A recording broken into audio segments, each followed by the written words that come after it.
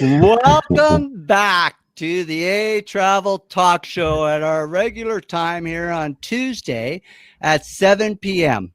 Now, I don't know about you, Colin, but I've still got this sort of adrenaline rush going on our Canada Day special concert celebrating our wonderful country with, of course, 12 musical artists. What do you think? What do you got for us, Colin, that wonderful event? Well, I'm still pretty pumped about that too, Greg. It was, I think it went pretty well. You think so? Quite happy with it. I know we're not supposed to pick favorites, and we shouldn't, but was there anyone there that sort of made you blink twice and go, holy wow? I was blown away by all of them. They all had great heart and soul performances. So, Yep. yeah, I'm sticking on the fence and not going with any names. Oh! How about you? Since you brought it up. I'm going to play on that fence with you then. I'm going to teeter totter, but between me, myself, and I've there's a couple there, but we'll keep that between us and our loyal following off camera. How's that? So as everyone's starting to tune into the show and people are starting to watch, this is a live show. We do put up Facebook comments. So if you do want to say something to ourselves, do just go down there below us and click the comment button and click away. So Colin, episode 14 is coming to you live from our studio base camp here in somewhere Canada. Episode 14 there, Junior. That is pretty exciting. It is. Yeah. So let's do some housekeeping first, because this is what corporate wants. We are recording live on Facebook. So this is live. Things happen. No one's going to freak out when they do happen. We will be back. Tune in. And it's going to take a lot more than poor internet to get rid of Junior and I when it comes to tourism. An edited version of episode 14 will be available tomorrow on our ehCanada Travel Twitter, Instagram, Pinterest, Tumblr, YouTube, LinkedIn, and Reddit. I am going to put a little asterisk by this call by saying, please share, because sharing for us is paying our bills. So go out there and share. Every share helps for sure. Yeah, Carrie, we know there's a lot of you out there that just watch and don't feel like commenting, and we're cool with that. But if you do want to comment, you can shout it out below us. And Carrie says hi from Calgary. Carrie is a regular viewer. Hi, I'm Carrie Horning. Glad you could join us again today.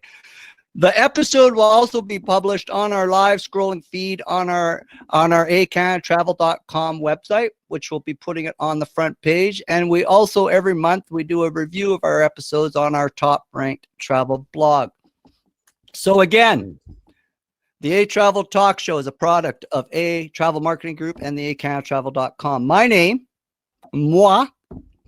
is Greg Gerard. I am your co-host of the A Travel Talk Show. I'm also a proud co-founder of the largest privately operated travel and tourism website in Canada, ehCanadaTravel.com, at 18,000 pages strong. I was ranked 23rd ranked travel blogger in the top 1,000 global travel bloggers by Global Rise in January 2020. And I'm also an advocate for small town communities, and I'm a consultant and marketing strategist. Next door to me is my better looking brother. Yeah. I am also co-owner of ehCanadaTravel.com. I am the back-end tech department. I keep everything running. And co-host here at the ehCanada Travel Talk, and happy and proud to be here. You know what? We're really glad to have you too, Cole. Oh, thanks, Greg. Thanks. Yeah. And I'm not biased just because I'm your bro. Maybe a little. Okay, maybe a little. 3 years more biased, I think. It seems that this is the tagline people are sticking with, is calling us the brothers of tourism. In short, it's bot, Colin, B-O-T. We're bots. We're bots. Yeah, we're bots. That's kind of, Yeah, brothers of tourism. So I like that catchy title. How about you? I don't mind that. I don't mind that at all. Nope.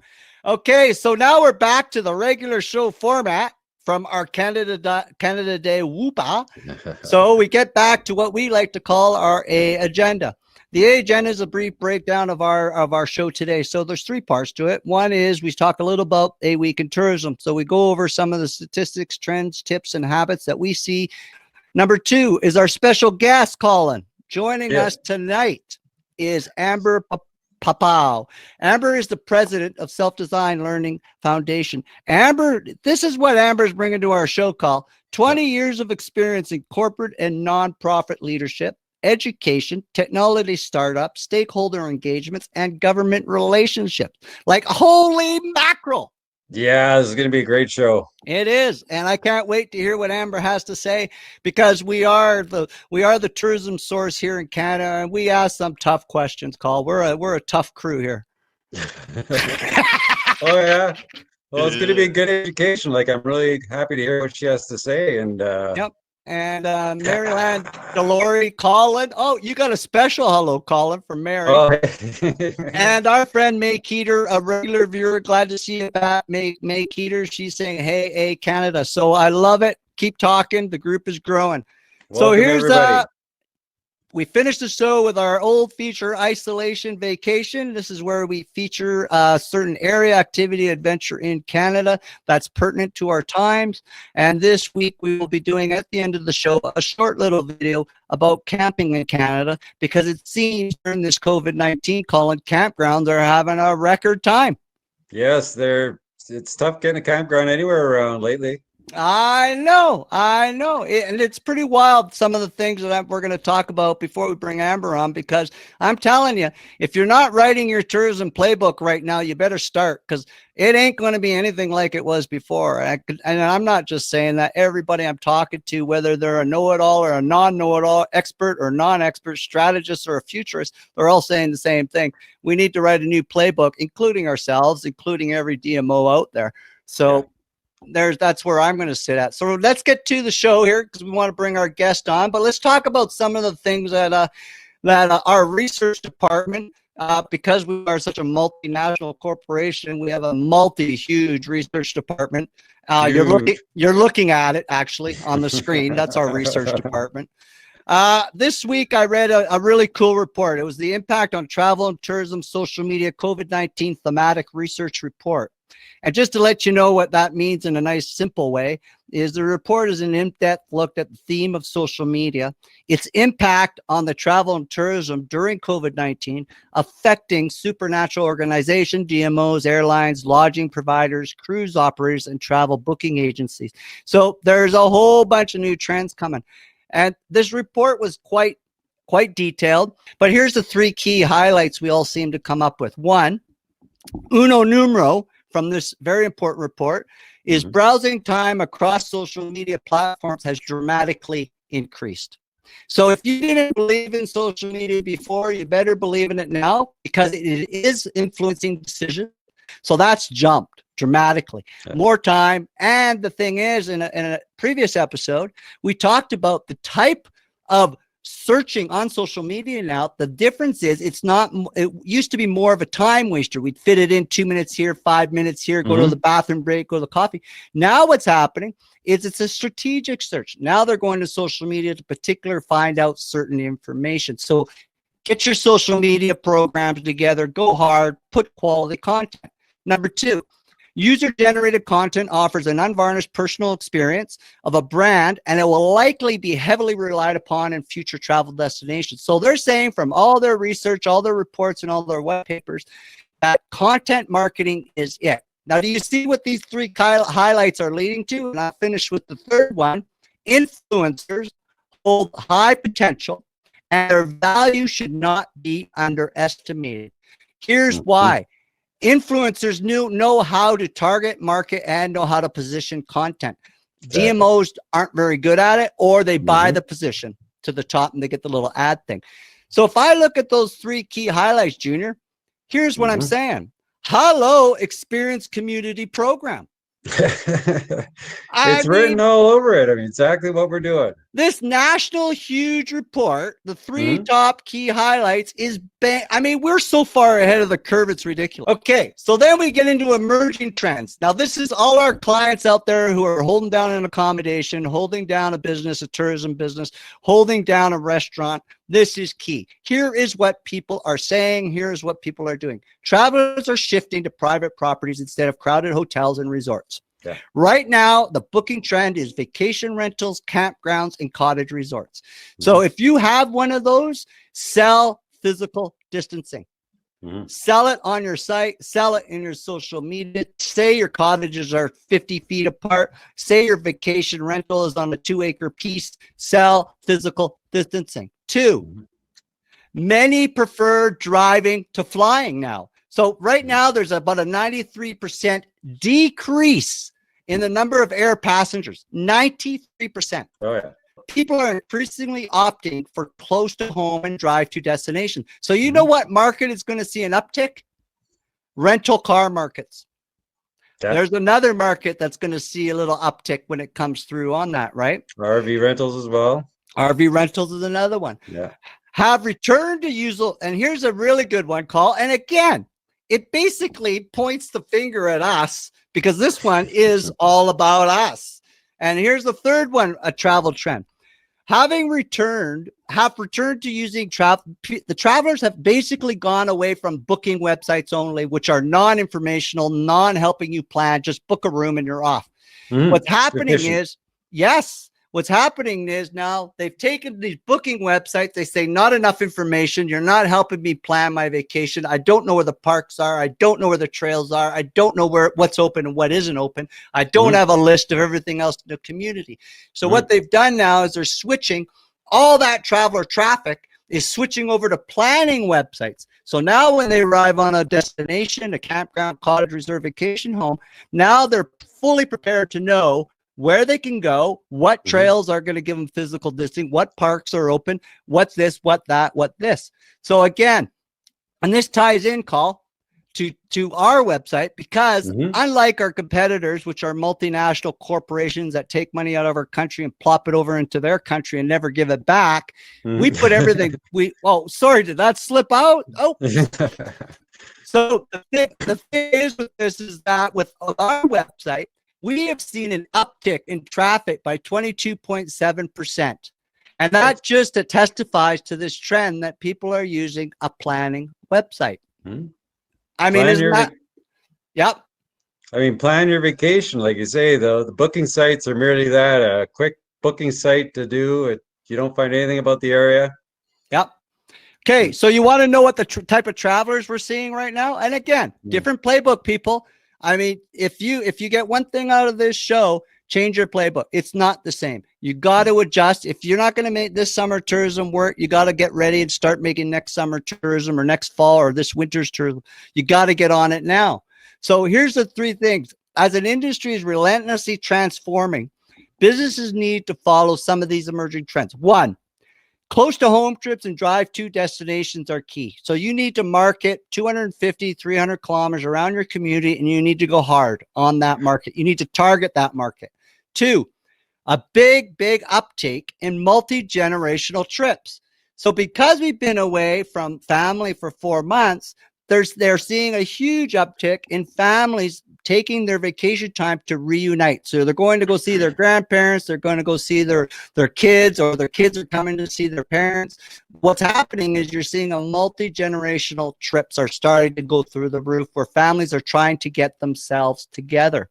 Yeah. Here's something else that I've noticed, and we've in our discussions, which is super cool, is that, and this has been a problem pre-COVID. So this is something where pre-COVID, we were looking at average stay of 2 to 3 days. That was the model every community wanted, 2 to 3 days. Some were getting a 1 day, some were getting 4, but the model, the average, if we could get 2 to 3 days out of every traveler, we go.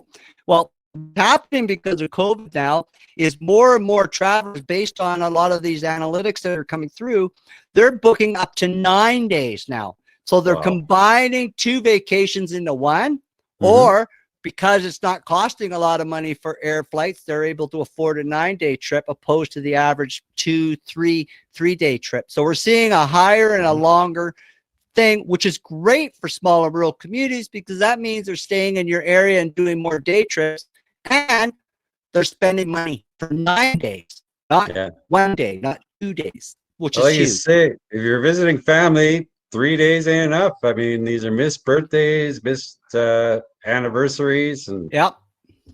I mean, It's we huge. just went and saw Mom for 3 days, and that wasn't nearly enough. Nope, it wasn't. And that's the beautiful thing about being your staycation specialist is that we are able to provide you 18,000 pages of stuff that's going to help you do those multi-generation trips. The last thing is people are looking, and this is common sense because I could see us without even looking at analytics, we would say this like in a nutmeg, is basically travel to remote places. If you don't have crowds, they're going.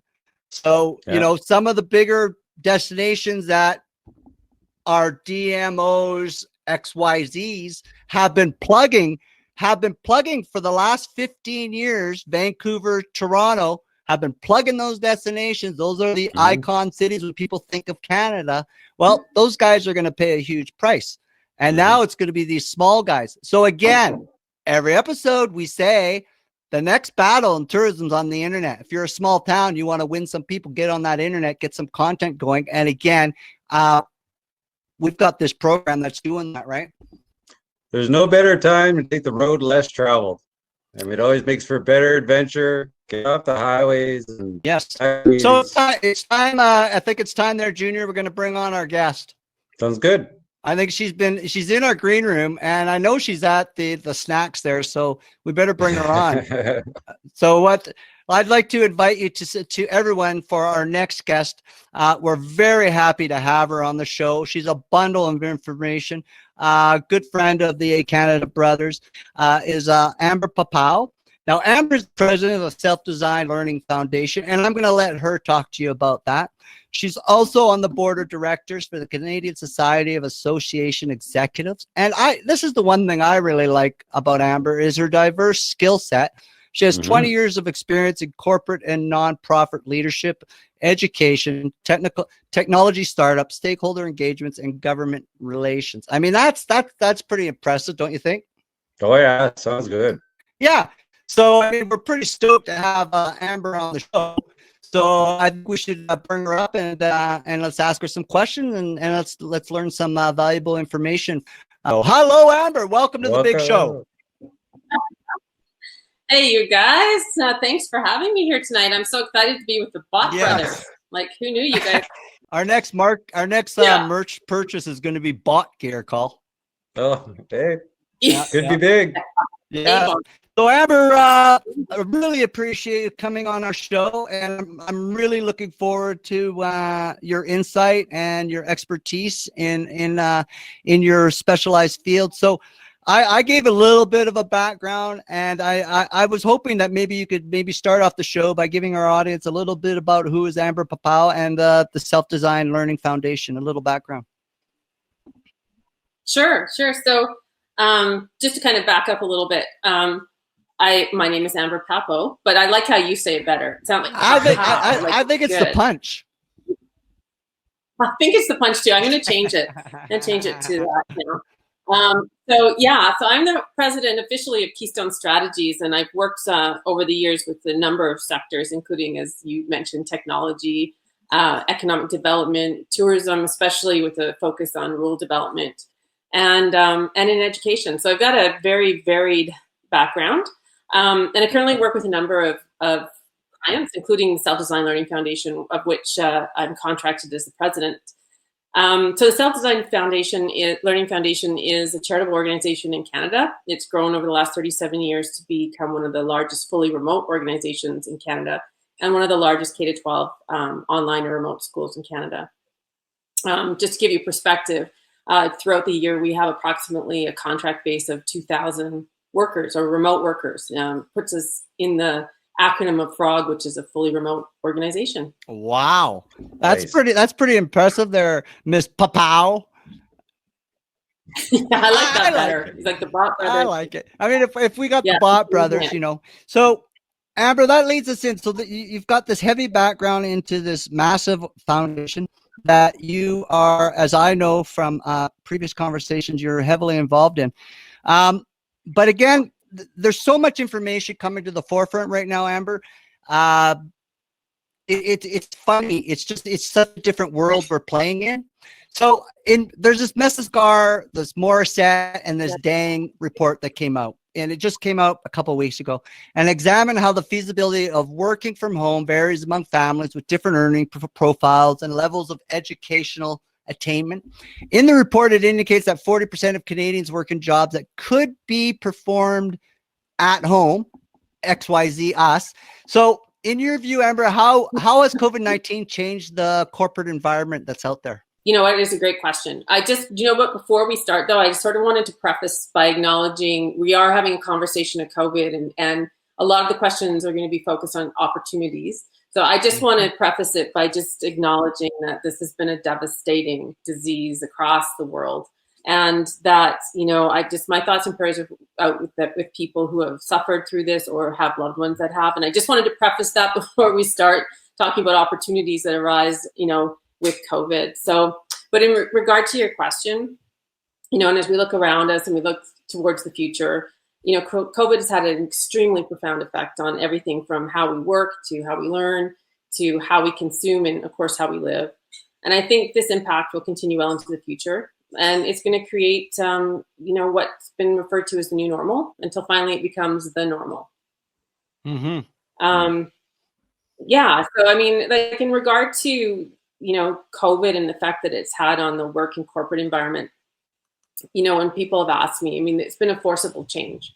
It's been one that's been worldwide, and all of us have felt some sort of impact from it. But from a corporate perspective and the move to, if you will, for many people into the remote world, when people have asked my advice about this, given that I've worked in a remote environment for quite a few years now, I kind of akin it to an analogy of the difference between training for 8 or 12 weeks to run a 10-kilometer race versus running 10 kilometers with a grizzly bear chasing behind you.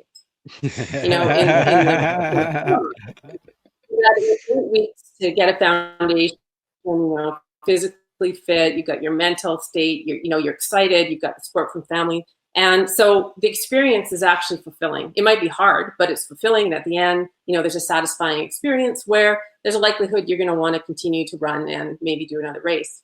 Versus the other experience with a grizzly bear chasing you, assuming that you're physically able to outrun the bear. I can only imagine that experience is, stressful, hard. And, at the end, if you make it, you've got a great story. And although both have the same goals, finish 10-kilometer race and, live to tell the story, it's going to be a lot different. And the chances are is after you finish running the bear, you're probably not going to want to do it again.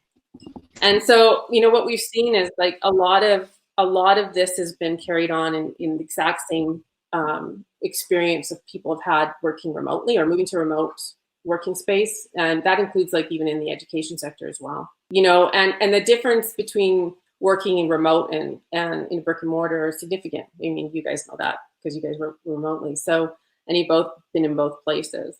And, we look around and we can see that there's lots of, the mechanics of the companies are out there. They've got the same technology, accessibility, same talent pool, et cetera.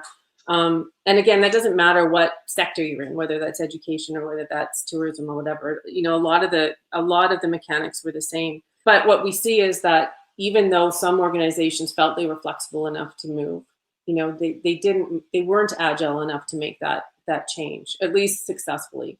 And then of course there's those that just did not have that flexibility. Their business model just didn't work that way. And that's clear, in many tourism spaces that we see now. The sector is physical distance doesn't work, and so some industries, restaurants, for example, they've been decimated in many ways. Mm-hmm. But then there's others that did have that flexibility, and they were able to move. And, it's just been an interesting phenomena, especially in the education space. Yeah. So if the corporate, is it coming down to, is the final straw that basically the corporate environment is looking at, is it that they don't know how to do it or they don't want to do it? Yeah, I'm talking as a general for most corporations. What I'm seeing out there is there's corporations that are doing it, but they're doing it out of necessity and they're not necessarily comfortable with doing it. And then there's ones that are doing it and they're seeing that the budgetary savings, they're seeing the effectiveness, they're seeing that they could go on a 4-day work week. So is this like a general thing or is it more of a learning process right now for them? Well, I think if there's organizations that are looking at it as a temporary move, that's going to be different than if this is a have to, we've got to move into a different completely different business model. So that's regardless of whether you have to move into an online environment or you just have to do a quick change, business model. I mean, we look at things that similar, like if you look at the education field, for example, it's thrown a real curveball. And coming from my perspective of being, a leader of an organization that runs a very successful online educational program and has for 20 years, it's difficult when you read the Wall Street Journal and the headline says, it's in remote learning didn't work. And that's where you see that's the grizzly bear chase, not the 10-kilometer training piece. And then you look at that organizations who are in the space where they could move to that technology, remote, corporate space. I use examples. Shopify is a perfect example, right? It's Canadian, iconic brand. It's big. They have the technology. They've got, the workers who have that mindset. And so they've made that shift and made it well. And it sounds to me like they're going to continue staying remote. That's not for everybody. I mean, that doesn't work for every business model. Yeah. Okay. Well, Ashley here's giving you a shout out. She's loving your 10K with Grizzly analogy. So she says spot on. So you've got an Ashley vote there. The next thing, Amber, throughout your career, you have been involved, as far as I know, correct me if I'm wrong, but you have been involved with the economic development side, from a large scale community infrastructure projects to smaller tourism development projects. And you've done quite a few of these projects, as far as I know, which leads me to the next question. How has the landscape changed? What are the new challenges? What are the new opportunities facing the whole development process for community and tourism development projects since COVID hit? Because it is a different playing field right now for communities. Yeah, it is.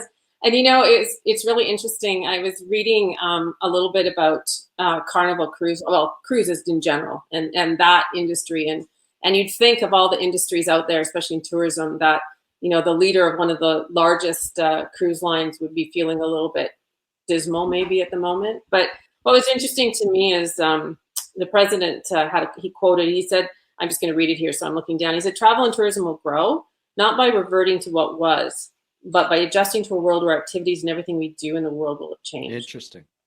So like going back, so to me, what that means for community development and especially in the tourism and economic development field is that, adaptability and agility they're necessary for existing businesses and organizations to survive. And these are good lessons for communities. And, currently we find ourselves in a place where we can see that pre-COVID tourism isn't going to work. And, it's hard to determine with certainty what that's going to look like forward and if we're going to be able to revert back to where we were. I mean, chances are if we do, it's going to look like it's still going to be different. Yeah. So, in regards to communities, it's a lot the same. And so, what I did is I thought about this, and I thought about, 3 areas of COVID or where it's had greatest impact. And then looking at it from, what are the opportunities, and each one of them provides opportunities and challenges, and so the first one is time. And Leo Tolstoy, who wrote War and Peace, had a quote that he said, the 2 greatest warriors are patience and time. Uh-huh. And, yeah. And you can look at it from both the good, good way and a bad way. So, in terms of the challenge, time has been a problem because we've had so much time to, not have our customers in our stores and our tourists in our cities. And that's had a great impact in communities. Sometimes, in some cases it's just been an inconvenience. In some cases it's decimated. Yep. But there's huge opportunity, and again, I don't separate business from community because to me, I mean, they're synonymous, especially in tourism. But at this point, there's an opportunity, and there's an opportunity for businesses and communities to take stock, to take a look at where we are, where we're heading, look at their business models, revise, edit, strategize. And in particular for communities right now is to look at your inventories, look at your tourism inventories, take stock, see what kind of infrastructure you might need in the future to support those things, look at your businesses. So there's all sorts of things that you can do with the time, and look at it as an opportunity. The second impact, I think, is international travel. You guys will know these statistics, but I just read that the United Nations World Tourism Organization has predicted that in 2020, international travel will decrease by 80%. I'm surprised it's even that low. I thought it would be closer to 90, but anyway, they're saying 80. And so, for many communities, including smaller communities, international travel, that's how they built their tourism plans. That's their focus, especially in businesses. So to me, the opportunity, the flip side of that is the statistic in Canada, that 80% of revenues generated from tourism in Canada is from Canadians. It's from the domestic market. And I don't know that many people know that. And I would think that in terms of communities looking for changes, here's the home team advantage. Let's go after the home team. Let's look at what we're providing for those people who now, even though they may want to travel or have the opportunity to travel, may not want to. For risk mitigation, they might not want to go overseas. Europe's opening some of their borders, but certainly not in the United States. So, and then the third impact, pandemic prevention, as I call it. And probably the biggest one is social distancing. And we think of tourism and the service industry, that's been the one that's, had the most negative impact. Most venues, most events, all those things are meant for big crowds, right? And our whole business models, especially in communities, that's how you build them, right? Get as many people paying as you possibly can. And now that's gone out the door for who knows how long. Yep. But to me, there's a huge opportunity in that. And in particular for rural Canada. And I think you guys were talking about it in the pre-show that, here's a perfect opportunity. People in Canada want to travel still. They're going to travel. I've heard RV sales and RV rentals are going through the roof right now. People are looking for that remote space. So here's the perfect opportunity for rural Canada to promote itself. And what better place to do it, of course, is ehCanada. But I'll let the Bot brothers do that. But there's a plug. Yes. We're going to have to invite you back now. I'll be your little cheerleader on the side. We're honored. One thing, Amber, too, is what do you think about the development where, yes, international tourism is taking a beating. Yes, it's going to be pretty much minimal. But one thing that a lot of our clients have mentioned, but we're not hearing in the media, is people don't quite understand that a high percentage of our tourism businesses are staffed by international staff. So now what's happening is we've got places, customers in Banff, they can't even get people to come work because they're all still in Australia. That's true. Well, and then there's an opportunity, right? There's an opportunity to, there's tons of young people out there right now that are going to be, if they're not unemployed now, maybe in the future, and may not even know that those opportunities exist. And a little plug for the tourism industry. It's a great industry to work in. It's a healthy industry. It's a great industry. There's good people on the front line. They're a hardworking group. So don't be shy about this tourism industry and any of those false pretenses that are waving around the market. Tourism is a great industry to play in, a great industry to work in, and there's a huge future in it if we have anything to say for it. So Amber, you work closely with an association called Tourism Nickel Valley. We both know who they are. You have watched and paid close attention to their progress from I believe from exactly the setup date. You're a big part of that, and also you've been a big part to growing this Tourism Nickel Valley. You paid close attention to their implementation of the community tourism revitalization content marketing pilot project called Experience Nickel Valley. It's a program, went through an 18-month pilot project, and it's proven to be successful, triple digits. So what benefits has the Experience Nickel Valley program and to the people of Merritt has brought to the region? How is it different from other community marketing programs that you've seen in your vast experience? Well, you know what, Bot Brothers, I'm a huge fan of Experience Nickel Valley, or ENV as we call it. I don't know, do your viewers know about what Experience Nickel Valley is? Like, do you want to give them a little brief, or do you want me to do that? We pretty much talk about it every show, Amber. Okay, good. So Experience Nickel Valley is an amazing program. I think it was a game changer for rural communities, prior to COVID. But now that we move into, we're in the middle of COVID, but as we move into kind of looking in the future for the post-COVID era, I think EMV is a crucial technology, especially when I look at what's happened in Merritt and the Nicola Valley, and its ability to connect a small community and its businesses and its other community stakeholders to the rest of the world via the internet and social media. I think there's been so many benefits. I think the biggest pull to a community and in regards to tourists and the feeling tourists get when they walk into a community is when they feel welcomed. And when they feel welcomed by ambassadors that know a lot about a community, that's even better.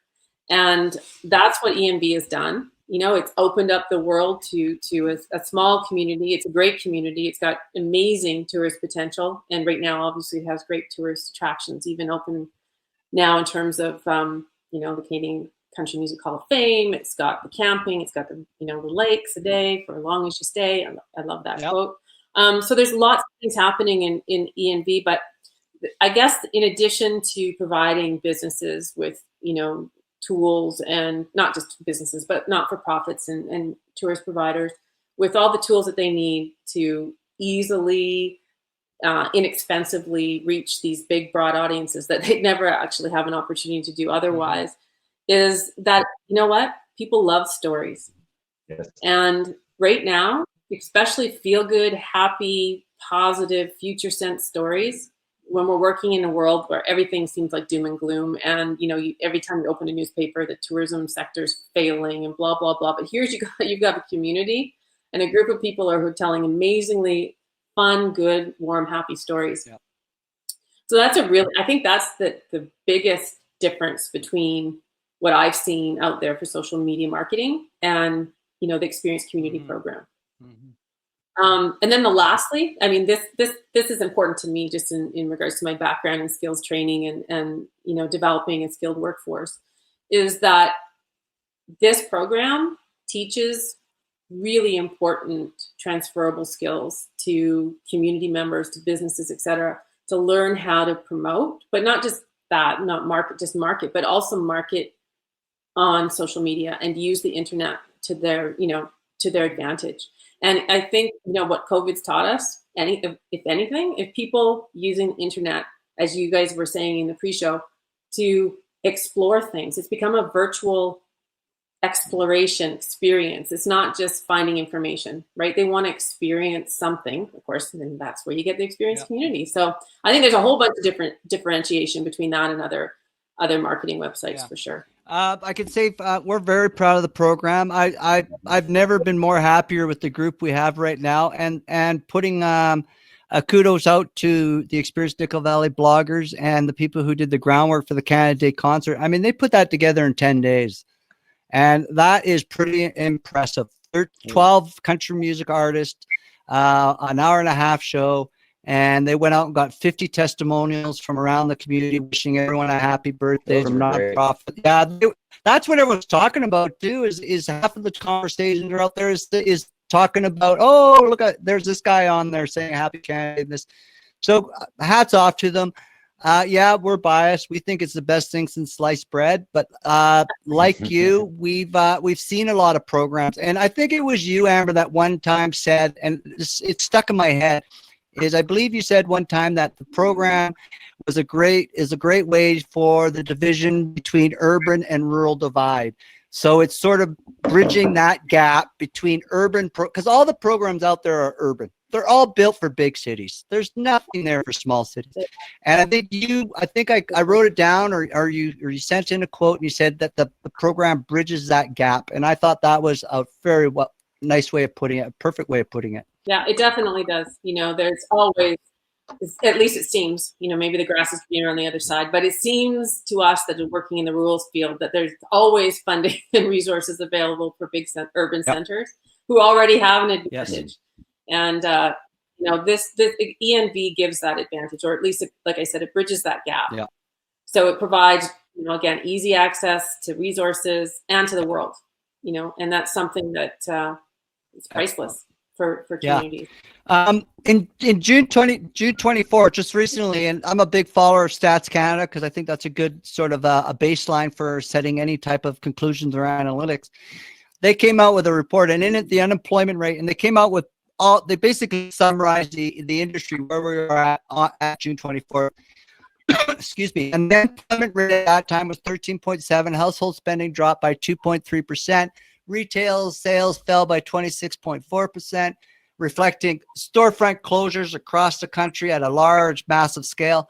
And accommodation and food services were down like 36.9%. So here's the deal. Your skill set includes, among many, creating policy, strategic planning, and program management, just to name a few of your long list. And we wish we had a longer show. So what advice, Amber, would you provide, say, to the Canadian communities out there and their economic development associates moving forward in COVID-19 on this new environment when the numbers aren't supporting a lot of direction on how they should move forward? Yeah, you know what? Those stats do actually paint a pretty grim, grim prospects, right? You know, and I do get asked this, you know, often, especially with my work with rural economic development. And I guess the best advice I can give is not really my own. It's from Charles Darwin, where he says it's not the strongest or most intelligent who will survive, but those who best manage change. Okay, I like that. And you know, I think that we've learned many lessons from COVID, and, you know, especially for business and communities to, you know, I think the best lesson is probably to be open to change, to be ready to innovate, and to be able to do it fast. You know, being agile and flexible is one thing, and if you can, that's great. If your business model allows you to do that, then you can pivot really fast, great. But if you can't, then what's the next best thing? Well, then the next best thing is innovation and change. And you know what, and as easy as it is to say, and COVID, you know, is a different situation because that change happened so fast. It was overwhelming. You know, no one had time to think, but, you know, the change is necessary, and being able to adapt is necessary. And of course, change is hard. Yeah. You know, and most humans don't like change, right? We like things to be the same. And so when faced with challenges like this, you know, it's been in my experience that, of course, that translates or, you know, goes right into business, into communities. You know, they don't want to change, but we only have to look at some, you know, big brand names like Kodak and Blockbuster. And you know what? Some people won't even recognize some of those names because they no longer exist. But, you know, I mean, so without that adaptability and that ability to change and innovate, you know, that is going to be a game changer for most. I guess, you know, we look at things, and you know, in terms of going back to the whole opportunity and where we can look at change and looking at things, one of the most, you know, innovative, I think, you know, for a small community, again, my experience working in Merit was, you know, when things needed to change, you've got that opportunity to make virtual shows, virtual presentations, virtual experiences. And Merit did an excellent one by creating a virtual walking tour. You know, when COVID happened, you know, they were a little ahead of the game, but this is a perfect example. No one needs to be there. No one needs to be guiding these people. They can go in their family groups, you know, their bubbles, their social, you know, their social distancing bubbles. And, you know, they can take their handheld device, their cell phones, and walk around, and they can take a tour, the virtual tour of Walk the Stars, which are handprints, and or the murals of country music artists. It's really cool. It gives great history, great experience, you know, and social distancing. Yep. But another need for innovation, or the way in which I feel communities need to look at it, is to, like you just, perfect example. Thank you for setting the stage. But the trends, right? Looking at emerging trends, what's happening out there, like being a little one step ahead of the game. You know, I just read a really cool article. I'll have to share it with you later. But anyway, cool article, and they were talking about emerging trends and just things that you might not, like, at least me. You guys are smarter than me. Oh, whatever. You know, but anyway, but you know, that whole transition from working at home and becoming remote working, what that does is now you don't have a set address for where you work. In fact, there's a merging now happening between leisure and work, or pleasure and work. And, you know, there's a huge opportunity there. You know, what does that mean? Well, that means that I might go right now, like where I am in Fort St. John, to the horse ranch and spend a month here, enjoying the wilderness and the horses and all the company, while I'm, you know, working. Yep. So there's opportunities there. And with those trends and watching those trends, there's a lot of questions that communities and businesses can start asking. You know, asking and then finding the answer. And those answers will lead to a strategy and a plan. I think, like, the biggest thing that communities can do now and businesses is to be prepared. Look at the trends. Yep. Look at your inventory, see what you have, see what you can do, and then move. I feel really strongly that once that proverbial smoke clears, there's going to be lots of opportunities for granting and funding.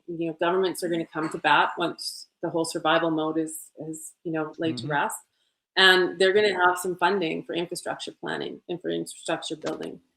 And there's no better time right now than for communities, and I'm talking about municipalities, to start looking around and making sure they've got a close relationship with the business community, especially in the tourism sector. Because it's that collaboration, the collaboration of resources, collaboration of people, places, partnerships, that they need to put in place for their economic development plans, their tourism economic plans, and they need to work together to determine what it is that tourists are going to do when they come back. And there is some opportunity right now for what I call low-hanging fruit, right? That's look around right now, like what do we have right now, and determine what can we do, what things could we change, right from building permits to, whether it's, changing accommodation restrictions and bylaws so that allow businesses to move into different directions. You guys have seen it too, restaurants. So municipal restrictions being changed so that patios can, pop up in parking lots, so accommodate restaurants. So there's things that businesses and communities can do right now, but that requires collaboration. And that kind of continues on into being prepared for what's going to happen. And I keep calling it post-COVID, but I don't know what that looks like. But anyway, that's what I think is really important is just be prepared. Be prepared, look ahead. And so that brings to the question then, do you think as a general, and I know generalizations are scary and I realize that, but I'm going to ask it anyways. Do you believe that generalizations in a general sense of the form, do you think that the Canadian communities, one, are they willing to change? And two, do they know how to change? That goes back to that whole thing about people not liking to change. I mean, it's hard, but maybe what I like to think is sometimes like something catastrophic, even though it's devastating and it's horrible, often creates the natural evolution. This is evolution at its finest. In other words, we've been forced to change. And it's not just one space or one region, it's global, right? So in that sense, with all the change, I'd like to think that communities are willing to change, that they're willing to look outside their, that box that often they find themselves in, stuck in bylaws that, were created literally 150 years ago. That's a fun exercise to do, by the way. Yeah. Look at city bylaws. You can find one about what, you're not allowed to tie your horse to a rail in front of a pub on the right side. And, that really is one that I read one day. So, I mean, they need to do that. I think there's a responsibility of government. And I think, just from my experience anyway, that is happening. Maybe not in the larger scale and scope. But part of that too is, we're living in the moment right now. And there's no, even though we can be forward thinking, there is still that pressure of this thing, this disease that lurks around us. And I think people are a little defensive right now, and granted they should be. I'm hopeful though that once the smoke clears and people see that change is possible and we can get through it, that there will be some pretty dramatic changes that are needed in all industries, in all sectors, including education, including tourism. Yeah. No, very valid points. Great points, Amber. We're running a little short. So Amber, before we let you go, what would you like to say to Canada and to any, and I know you've given some recommendations, but is there any parting comments you'd love to leave Canada on moving forward for this? And again, I don't like the word either, post-COVID, but I think that's what we're stuck with right now. Anything you'd like to leave with our audience? Yeah, I think I'm just going to focus on communities right now because that's my my focus right now. But I think I want to emphasize again that being prepared is crucial, and for communities in particular, for recreating or rebuilding tourism sector, it's even more crucial. Yeah. And so I can't again emphasize identify, revise, define, and prepare. And by what that I mean, identify the opportunities, the trends, and all of those things that are existing out there. Watch ehCanada, watch this show because Greg will tell you what's coming up. Revise existing economic and tourism plans accordingly. Define your strategy, and then be ready to run with them. And I think, in the meantime, stay safe, be healthy, look for opportunities that provide that safety and that health, concerns, that make sure that you're not doing things that are unsafe. I've seen some things. And I think, also a good example, in terms of moving forward as a community, and an easy thing to do right now. Hey, you know what? Start the experience community program in your community. Oh, yeah. I totally agree with that. Yeah.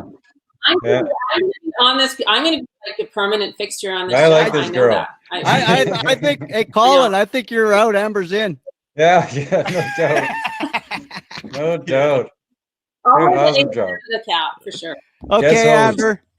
I'd love to thank you very much for your time. I know you're very busy with all that you got on your plate, so I appreciate you taking out an hour to join Colin and I on the Travel Talk. So as you know, and I know, this road we're on, it's changing quick.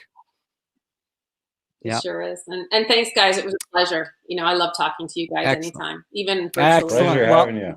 I love the virtual snacks Excellent. we had. It was Yeah. Well, Colin requested some brown Smarties for you. Yeah, Next time, yeah. Okay, Amber, thanks very much. Take care, be safe, and enjoy your time up on the ranch. I will. Okay. Thank you. See ya. Good night, guys. So, Junior, that was our friend Amber. And just so you guys know a little bit about Amber, you can find her on LinkedIn if you search her name. You could also find her on various platforms. She is the president of the SelfDesign Learning Foundation. And again, and I'll say it again, this person is full of valuable knowledge. 20-year expert in corporate and nonprofit leadership, education, technology, startups, stakeholder engagement, and government relations. If you do happen to need somebody with this vast bank of expertise and you don't know how to go about contacting her, you can contact us here at the Travel Talk Show and ehCanadaTravel.com, and we will connect that bridge. And we highly suggest it. If those are the type of services you need, Amber is the person to call. So again, Colin, Amber rocked it, eh? I like that girl. She did an awesome job. She nailed it, man. The information invaluable. Yep. And we knew she was going to nail it. Oh, yeah. I mean, no, we didn't even have to show up today, and Amber could have done it. Yeah. She nailed it with a smile. I know. We could have not even been here, just gave her the screen, and she could have done the show. I mean, why the heck did we even show up? Yeah. No, she was great. Yep. I mean, yeah. Yeah. It was fantastic. And again, thank you. So next week, what we're going to do is we're going to twist it up again because due to our Canada Day concert, I think we've got like 9 musical artists that want to be on this show, but we can't just have musical artists. So we sort of got to mix it up a bit. So next week, our guest on this show is going to be some of these influence and content marketers of the Experience Nickel Valley program. We're actually going to bring some of these people on board who started this program and who are participating in it. Nice. And they're leading the way in a small. So if you are listeners out there, if you're in a small rural community and you're saying, God, we don't know which way to go, we're sitting here twiddling our thumbs. If you need a program you can use right now, that's going to get you results right now and will get you results for the next 2 to 3 years because of what we teach you on how to keep that content relevant, then you need to be here on the next show because it's not just me and Colin going to be talking up a storm. We're going to we're going to the root. We're going to hear it from them. We're going to hear what they have to say. So campgrounds are huge, vacation homes are huge, and cottages are huge. ehCanadaTravel.com has over 6,000 campground parks and trails listed. So if you want to know about a trail or a park or where to camp or what to camp, book with our clients because the money stays in Canada. We put it right back into tourism. We're not running away hiding and buying boats and yachts and mansions. We're putting it right back in there. You couldn't ask for more believers in this country and in this industry. And we work with the front line. We're not the suit and tie. We're the front line guys. We're in there with them, slinging the mud and making it happen. So Kudos to our clients. Kudos to the businesses and nonprofits and events that support us with our wedge. So if you are a business out there, you want a whole new, different Canadiana take on how to do tourism, and you want to do it for economically, then register your business today, ehCanadaTravel.com. Or if you are a storyteller and you want to share your Canadiana with us, sign up as a travel ambassador, man, and build your own profile, become a Canadian expert, and you get your own profile, you build up your story base, and you can use it to market yourself down the road. So call anything you want to leave with our audience. Thanks everyone for coming out. It was another great show, Greg. And yeah. And thanks to Amber. Thanks to Amber, Pa-Pow. Yeah. You know what? It just rolls off the tongue. Pa-Pow. It does. Pa-Pow. It does. It's very, yeah. Yeah, it sounds like powerful. Pa-Pow. Right? I mean, I just like the way you say it. So I apologize, Amber, if we said it wrong, but I'm telling you that last name of yours has a great little kick to it when you use it. So honor. Yes. So Colin, honor to have her on our show. It was. So Colin, I'm gonna take up the screen here and lead into our isolation vacation. So again, Colin, thanks for joining us. I will talk to you in a bit. You bet.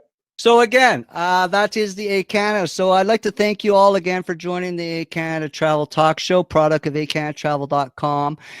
We're going to now show you a little bit of what we like to call our isolation vacation. And this is a cool little feature that we put together because we can't go and see things. What we're going to do is we'll put it all together. So today we're going to cover all of Canada, some of the places we've been. We did take 10 years off of to research this country, to study this country. In doing so, we camp all over this country. So what we're going to do is share with you a little bit of campground analogy, I think. And that's going to help you guys and motivate you, because camping, at least if we do some sort of camping, wilderness camping, other camping, we can apply that physical distancing. So thank you for tuning in and supporting Canadian travel innovators and entrepreneurs. Remember, shop local. Treat your communities well, treat your small businesses well, support your nonprofits. This is Greg Gerard signing off with our isolation vacation. See you next week, Tuesday, 7 p.m., ehCanada Travel on our Facebook page. Ciao for now. Love you guys. Take care, Canada.